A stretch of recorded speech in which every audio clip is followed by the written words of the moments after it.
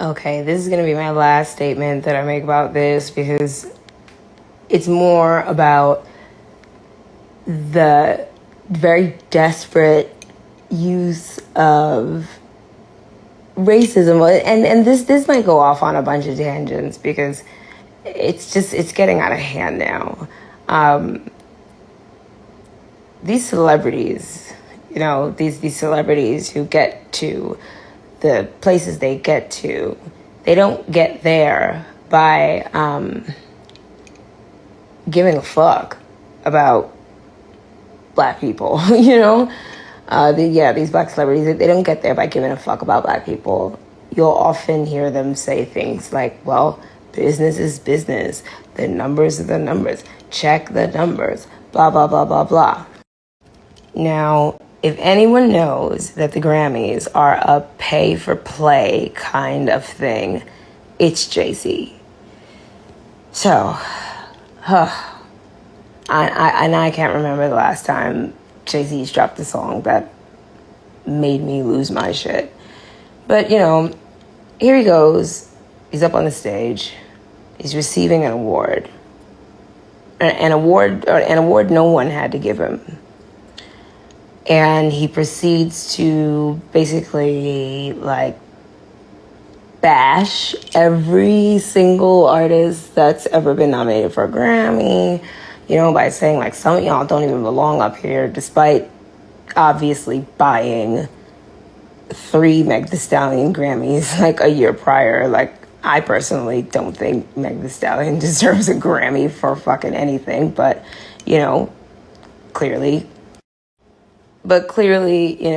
all the sympathy and the whatever and, cross-cultural, protect black women, shooting incidents, blah, blah, blah, blah. There was enough sympathy and enough,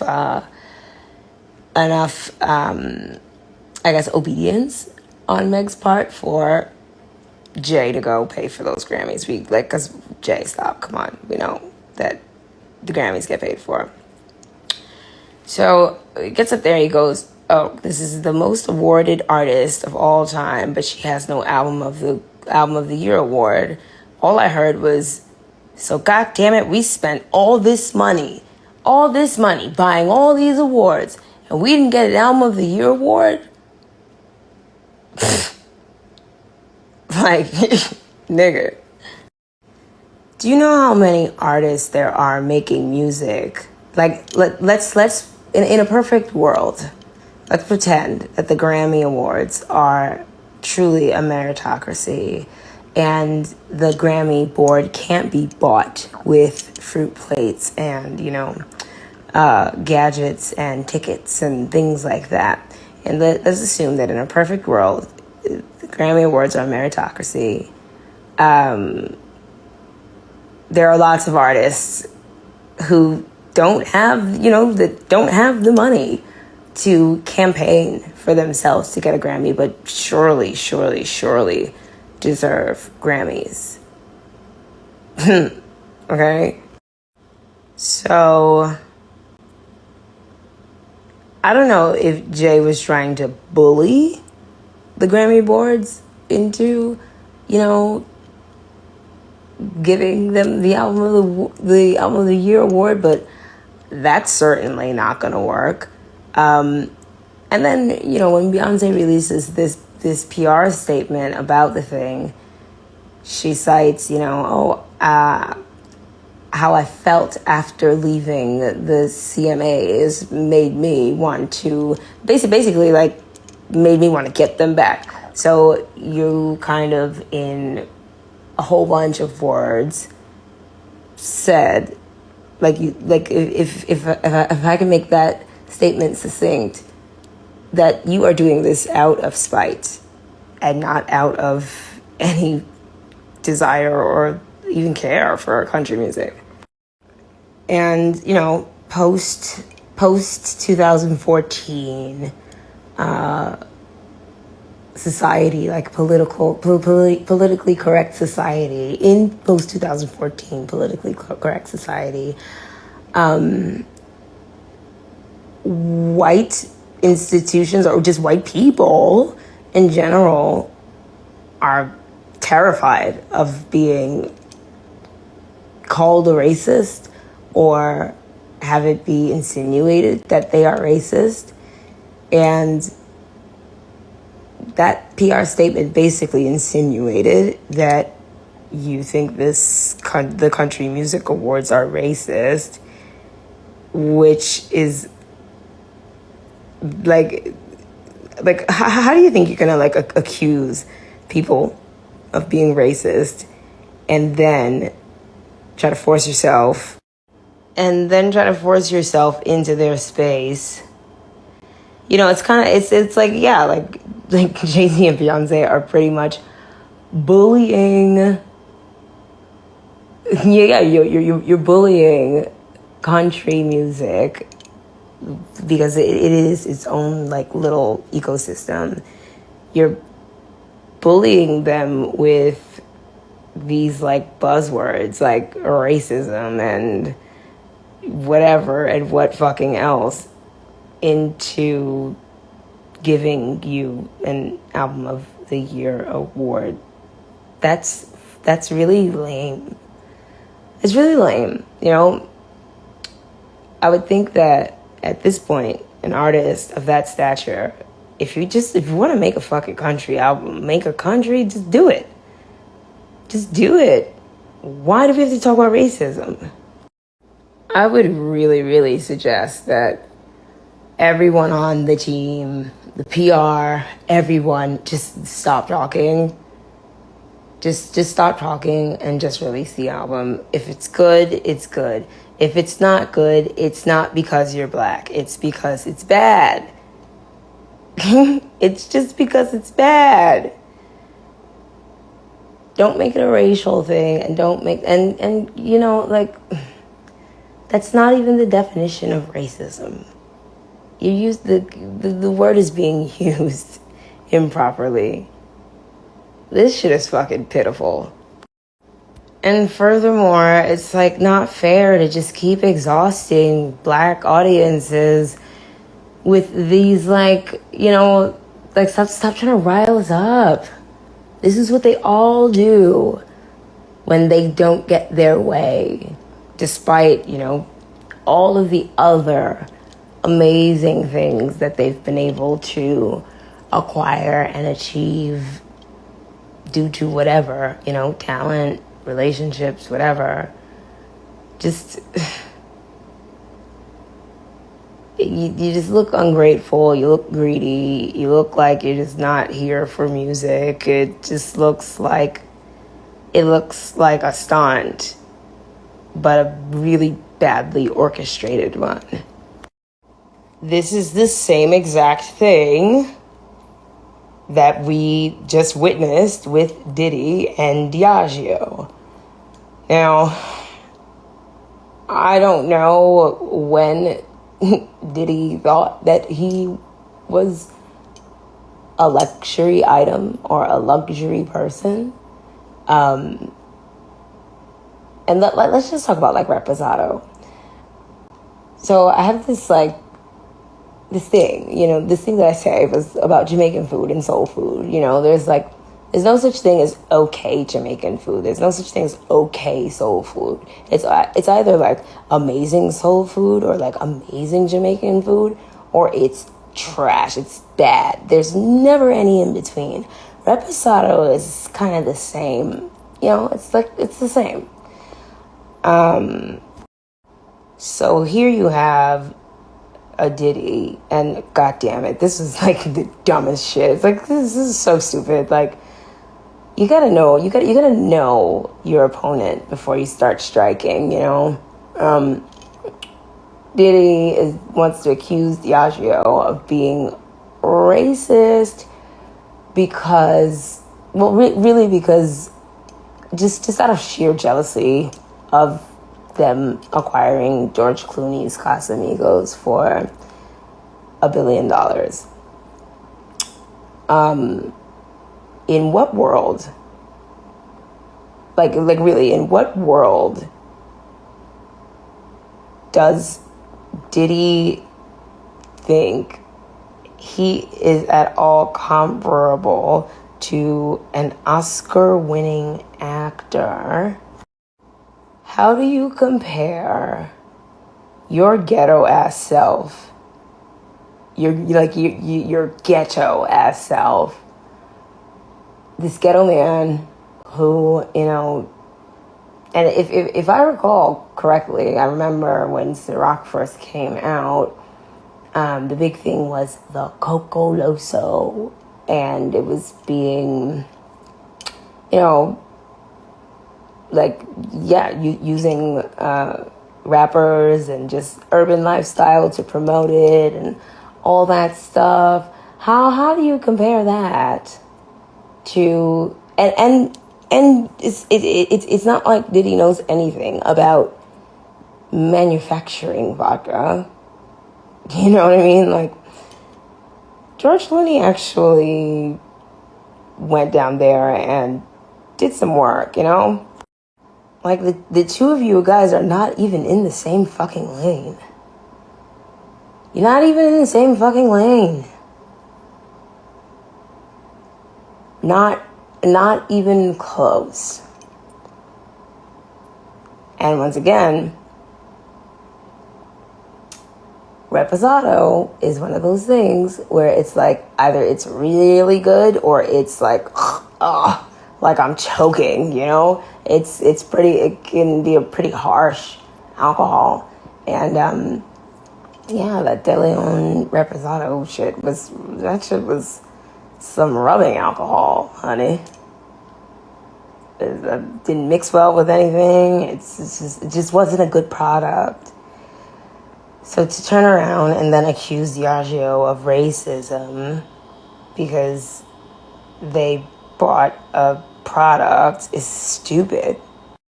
It's stupid. It's jealous. And then to kind of, I remember the pictures that were accompanying the, Diddy, da-da-da-da, standing up for the black people, whatever the fuck, like as if he's ever stood up for any black people. Like, come on, dude, you stole all the publishing and masters from basically like almost like 75% of hip hop's greatest artists. You stole everything from them, black people, your own people. And then you want to accuse someone else of racism. Did you do any research into who like the major shareholders of Diageo are? Honey, it's BlackRock Investments, or the BlackRock Capital Group. Okay? They build artillery and bombs for wars and shit. Like, what were you thinking? What the fuck were you thinking? What the fuck were you thinking? And now you don't own. Now you don't own Ciroc anymore. You don't own anything now. Now you have nothing. That was a dumb move. That was a really, really, really stupid move. And in my heart of hearts, I mean, because it's been a public and a private secret for a very long time that Diddy, you've been pretty much allowed. I wouldn't give you the credit of being this like tough kind of, gangster person that you think you are. No. I think all authorities, Secret Service, CIA, whoever, everyone knows all of the things that you've done. You were being allowed to do those things for some time. So I hope you don't still feel like this, big gangster or whatever, because You're not. They could have thrown you in jail. There's plenty of times they could have thrown you in jail. And you didn't play chess there. You played checkers. Cassie was never going to tell that story, file that lawsuit, for fear of retaliation against her or her family. And this is just my conspiracy. I believe that Diageo definitely were like, you know what, Cassie, tell your story. Here's some money. We're going to give you some protection. Tell your story. Because the way that just came out and just was like, wow, like, you know, so explicit and all that shit. Nah. And trust me, like, they've got the money to unravel all of it. Because that's not even the tip of the iceberg. I'm from Harlem. Everybody who knows that is not even the tip of the fucking iceberg. It might really be over for Diddy in a way that is very scary. Well, I mean, I guess not scary. It truly be what you deserve. But that's another instance of when, like, you know, trying to use the race card goes terribly, terribly fucking wrong. And then, Mr. Kanye West. Damn it.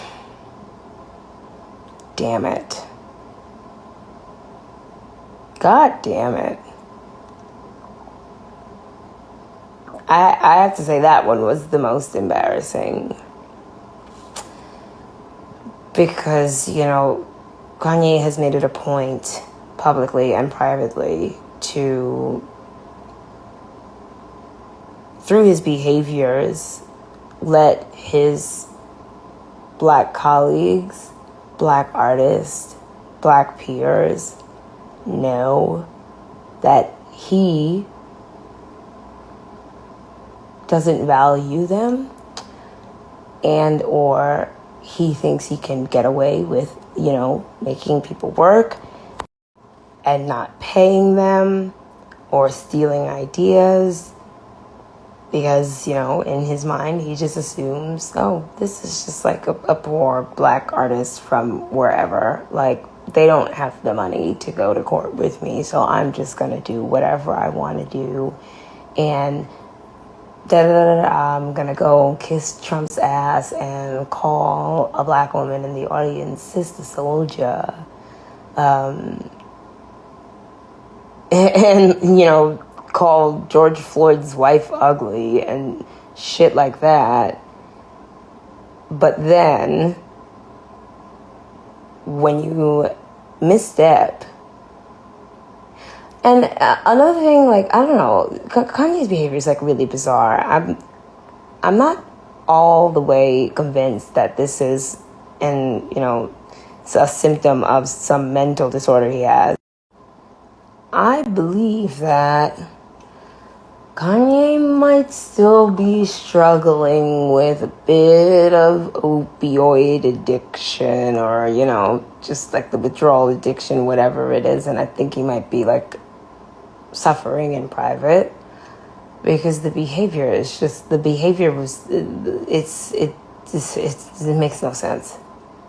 It made no sense. It made no sense. And the Jew thing, it just all was just a whole bunch of just kind of like confused. It was confusing. But in that moment, this billionaire who doesn't support, you know, young black talented artists, doesn't come through on his promises for that. Expected every black person to support him and rally behind him in this like exhausting, fruitless battle simply because he's black and we are black. Huh? Nigga. Black people got shit to do. You know what I'm saying? We got shit to do. We got jobs. We got kids to take care of. We don't have time to be fucking like fighting a social justice war over some fucking sneakers. No, you don't deserve any support from any black people because you're stupid for even assuming that you do deserve it. But yeah, you definitely told us that slavery was a choice. If you cut back to maybe like 12 years ago, there's like some interview, or yeah, this isn't the first time that Kanye has, tried to go out on a limb and express his feelings about, the Jewish entertainment power circle or whatever the fuck. Like this isn't the first time he said it, and this also isn't the first time we've heard you complain about a bad contract. So at what point do you put down Mein Kampf and pick up your contract and read your contract? Sounds like slavery is a fucking choice, huh? I guess you're right. I guess you're right, Kanye. All in all, I'm just gonna end this rant by saying, like, black artists up there, black glitterati up there, you guys. You guys with your like multi-million-dollar homes and security detail and good food and clothes and stuff like that. Please don't compare like a loss. Don't conflate your sore loserism with real life problems that black people who don't have money are facing on a day-to-day basis. It's offensive. It's fucking offensive. Quit it.